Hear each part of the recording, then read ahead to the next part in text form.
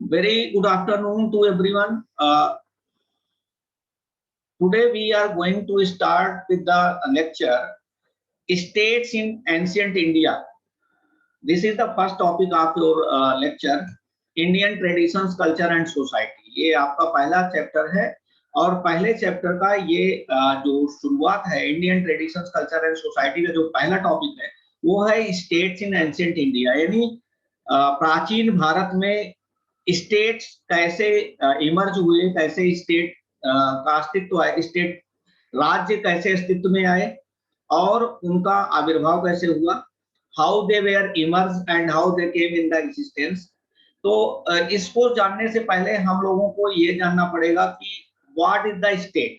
First we should know the state. राज्य कहते किसे हैं? तो राज्य कहने के लिए एक डेफिनेशन दिया जाता है कि it is Latin stare, Latin taken from the Latin stare, मतलब जैसे हम कहा ये लैटिन से लिया हुआ एक शब्द है जिसका मतलब होता है political community that occupies a definite territory having an organized government with the authority to make and enforce laws without the consent of a higher authority. Means state किसको कहते हैं? state क्या है?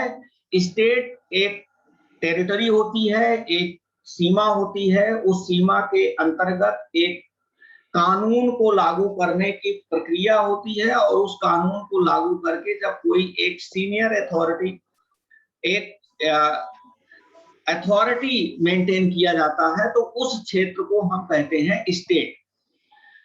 स्टेट का जो सिनोनिमस होता है उसको हम स्टेट से थोड़ा सा और आगे बढ़ते हैं तो उसको हम कंट्री कहते हैं या कोई नेशन कहते हैं।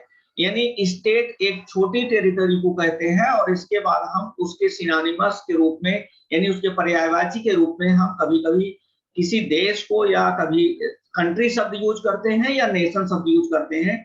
यानी अगर हम एक बार ये कहें कि स्टेट क्या है तो स्टेट एक ऐसा क्षेत्र होता है जिसमें एक कोई कानून व्यवस्था होती है, कानून व्यवस्था को संचालित करने वाला एक व्यक्ति होता है और उस कानून व्यवस्था को संचालित करते हुए जो व्यक्ति है कोई था उसको हम अथॉरिटी कहते हैं और उसके उस कानून और उस अथॉरिटी को हर व्यक्ति मानता है तो उसी को हम स्टेट कहते हैं।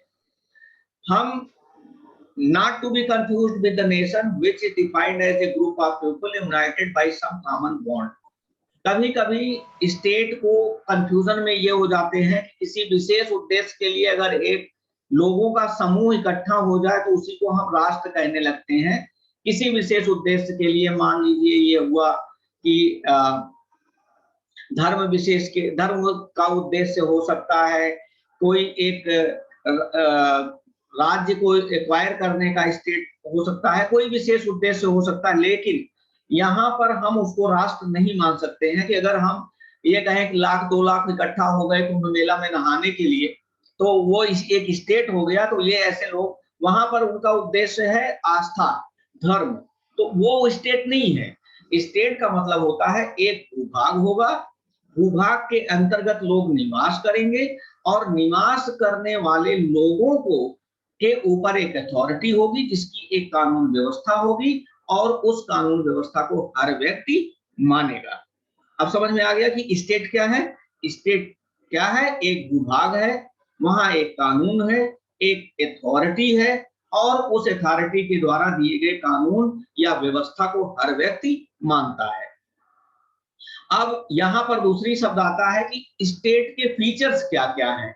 तो स्टेट के फीचर्स हैं कि वहां की एक निश्चित जनसंख्या होगी, उसका एक निश्चित भूभाग होगा, उसकी अपनी एक सॉवरेनिटी होगी और उसका एक सरकार होगा, जो मैंने अभी आपको बताया। यानी कोई भी जनसंख्या, अब जनसंख्या कितनी होगी कितनी नहीं होगी ये जरूरी नहीं है, जनसंख्या कुछ भी हो सकती है, जनसंख्या की कोई लिमिट नहीं है। टेरिटरी या लैंड कितना होगा, 100 एकड़ होगा, 100 किलोमीटर होगा, 200 किलोमीटर होगा या 500 किलोमीटर होगा या 1 लाख किलोमीटर होगा, ऐसा कोई भी जरूरी नहीं है। क्योंकि आप देख सकते हैं नेपाल की का एरिया बहुत छोटा है लेकिन वो अपने आप में एक राज्य है, एक नेशन है। बांग्लादेश उससे थोड़ा सा बड़ा है, वो भी एक अपने आप में नेशन है। इंडिया बहुत बड़ा है, ये भी अपने आप में नेशन है, और चाइना उससे भी बड़ा है, वो भी अपने आप में एक राज्य है या एक नेशन है। तो यहाँ पर हम ये कह सकते हैं कि ना तो पॉपुलेशन कोई लिमिट होती है और ना ही उसका कोई क्षेत्रफल निश्चित भूभाग होता है। हाँ, एक क्षेत्रफल होता है, कितना होगा इसकी कोई लिमिट नहीं होती है। सॉवरेंटी का मतलब होता है संप्रभुता, यानी सुप्रीम एंड एब्सोल्यूट पावर, जो उसका सुप्रीम होगा, जो उसका मुखिया होगा, जो उसका हेड ऑफ द स्टेट होगा, उसकी सॉवरेंटी होगी, यानी उसमें कोई भी दूसरा देश दखल नहीं देगा। जैसे भारत अगर है, इंडिया है, तो इंडिया के किसी भी मामले में दूसरा यानी चाइना या बांग्लादेश या नेपाल या अमेरिका कोई भी दखल नहीं देगा।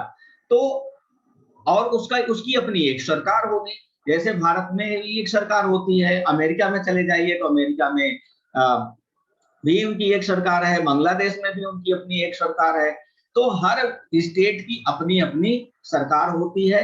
ये सरकार कैसे बनेगी, किसके द्वारा चुनी जाएगी?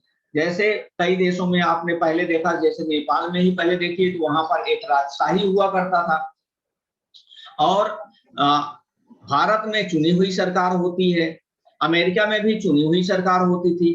तो इस तरह से आप देख सकते हैं कि वहां पर जो सरकार होगी वो कैसी होगी, ये डिपेंड करेगा वहां के लोगों पर कि वो अपने चुनी हुई सरकार को कैसे तय करते हैं, अपने सरकार का निर्धारण कैसे करते हैं। अब सवाल इस बात का आता है कि जब हम लोग बात करते हैं कि क्या प्राचीन काल में, चूंकि एंशिएंट इंडिया की बात हम लोग कर रहे हैं, शुरुआत की बात कर रहे हैं, तो प्राचीन काल में जब इस धरती पर मनुष्य आया और मनुष्य ने जब यहाँ पर अपना एक कदम रखा, तो क्या ये स्टेट पहले से विद्यमान था? बिल्कुल नहीं। आप समझते हैं कि ये तब जब आया शुरुआत में तो कोई भी राज्य नहीं था, सब लोग जंगलों में रहते थे, खाना बदोश जीवन जीते थे, पाषाण युग था। थोड़ा बहुत आप लोगों ने पढ़ा होगा कि जंगलों में पशुओं का शिकार करते थे और उसी से अपना पेट पालते थे।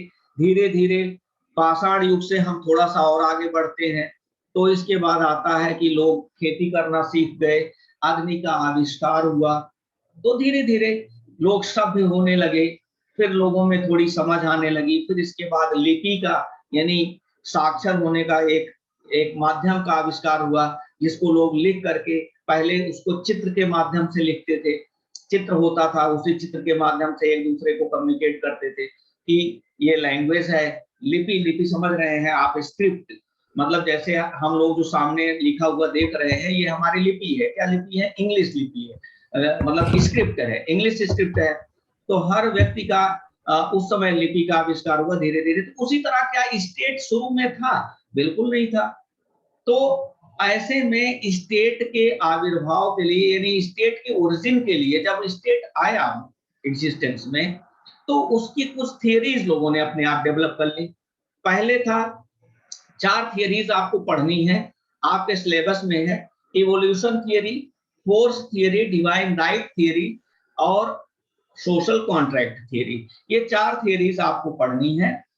इस इवोल्यूशन थियरी में कैसे राज्य का, how the state came in the existence, राज्य कैसे अस्तित्व में आया और अस्तित्व में आने के लिए क्या उसकी जरूरतें थी।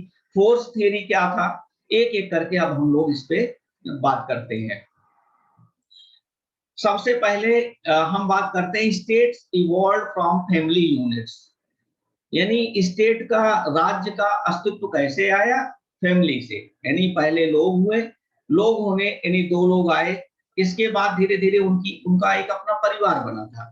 परिवार जिसको हम कहते हैं किनशिप। आप अपने नोट्स को अगर पढ़े हों तो नोट्स में देखिएगा, पहली हेडिंग हमने लिखा हुआ है किनशिप, यानी states evolve from family units, यानी पहले किनशिप हुआ। किनशिप का मतलब हुआ क्या? सगे संबंधी आए, सगे संबंधियों ने मिलकर के उसमें से जो सबसे बड़ा बुजुर्ग था या जो सबसे किसी एक व्यक्ति को अपने उस परिवार का मुखिया माना और उस परिवार के मुखिया को उन्होंने ये दायित्व सौंपा कि वो इस परिवार के सदस्यों का संचालन करे।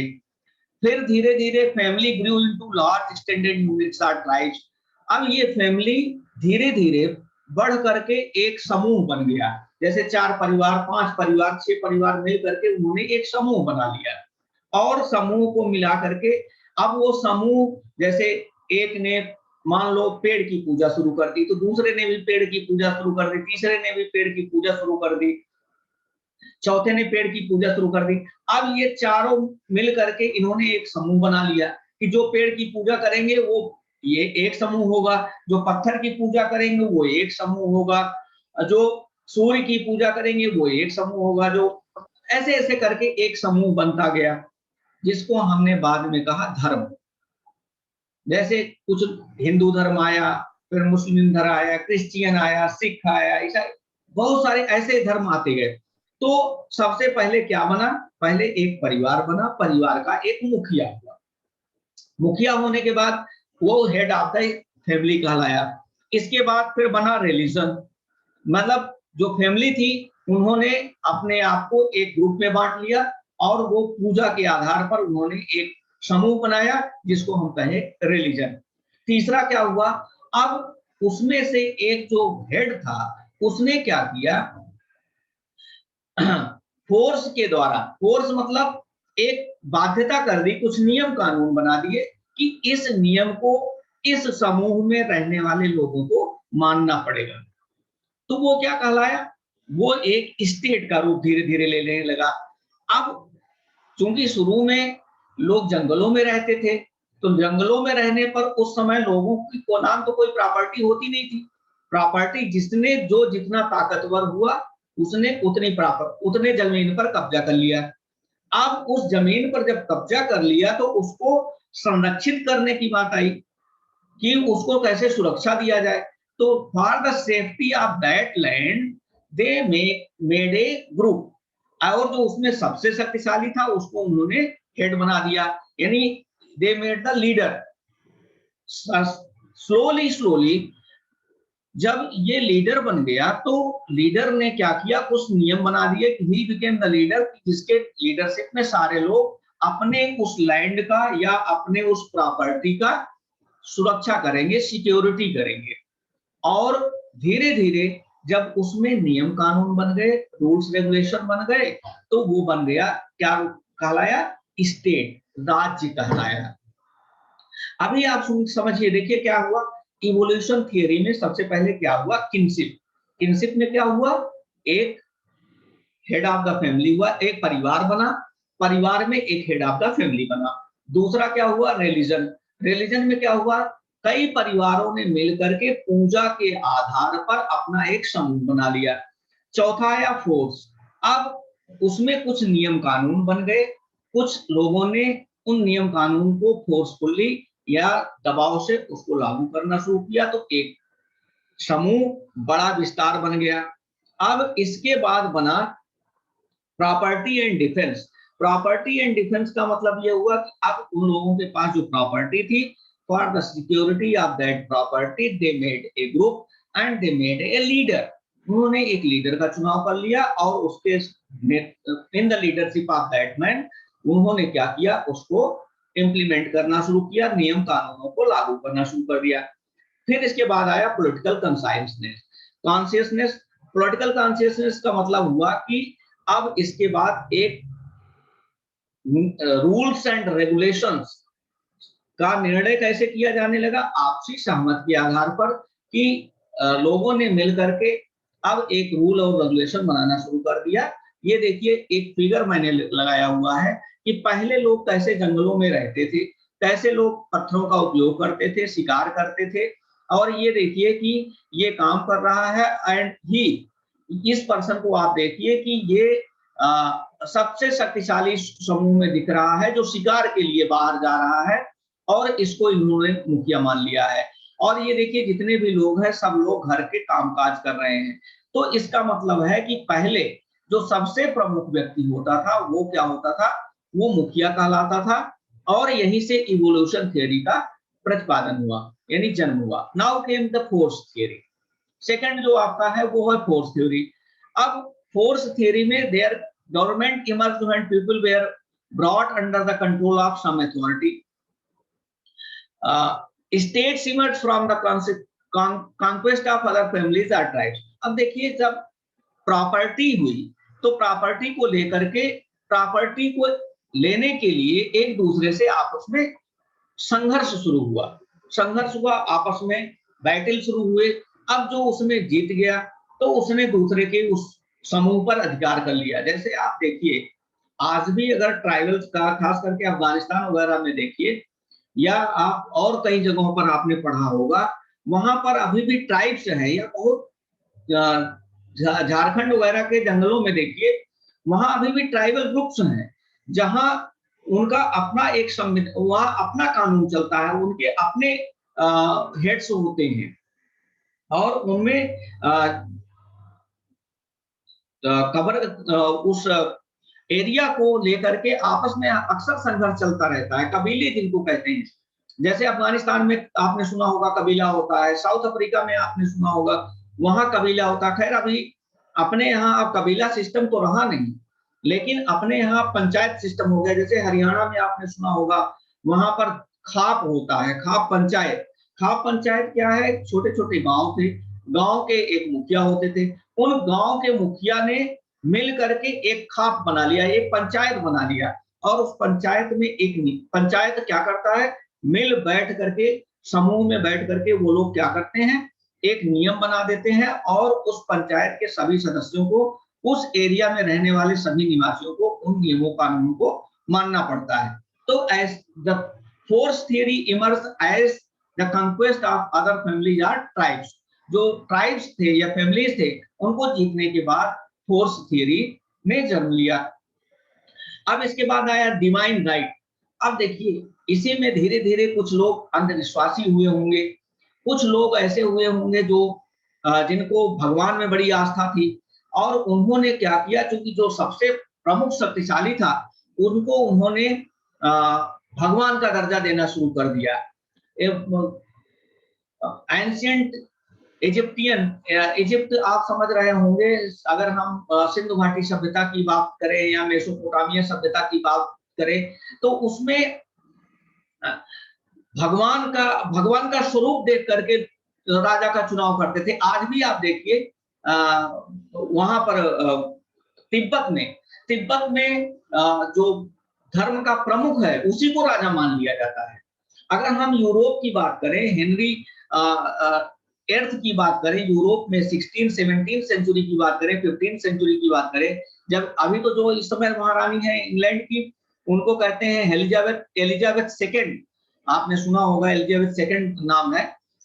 एलिजाबेथ फर्स्ट के जमाने की जब बात करें, उनके फादर हुआ करते थे हेनरी एर्थ, और हेनरी एर्थ के जमाने में बात करें तो he was known as the representative of God. और अगर हम थोड़ा सा इंडियन कल्चर में आए, ये देखिए उसको राजा को भगवान का दर्जा दिया जाता था, और केवल विदेशों में नहीं, आप रामायण में देखिए, रामायण में तो राजा को विष्णु का अवतार कहा जाता था, कि जब ब्रह्मा ने इस सृष्टि की रचना की तो उसने सबसे पहले एक व्यक्ति राजा बनाया, और वो क्या था, कौन था, उस भगवान विष्णु का अवतार था, वो ब्रह्मा का प्रतिनिधि था। महाभारत में आइए, जिसके पास असीम ज्ञान हो, जिसके पास असीम शक्ति हो पृथ्वी पर, वो असीम जिसके पास पावर हो, वो क्या है, राजा है। राजा कौन है, भगवान का प्रतिनिधि है। तो देखिए अग्नि पुराण की बात किया जा रहा है यहाँ पर, अग्नि पुराण की बात करें अगर, तो अग्नि पुराण, महाभारत, अग्नि पुराण या रामायण में राजा को विष्णु का अवतार कहा गया है, तो उसको विष्णु का दर्जा दिया जाता था। तो आप कभी भी पुराणों को पढ़िए तो ये क्या कहलाया, डिवाइन थियरी कहलाई हमारी। और इसके बाद आते हैं सोशल कॉन्ट्रैक्ट हॉब्स। 17वीं सेंचुरी में सोशल, जो अब धीरे धीरे राजा जो था वो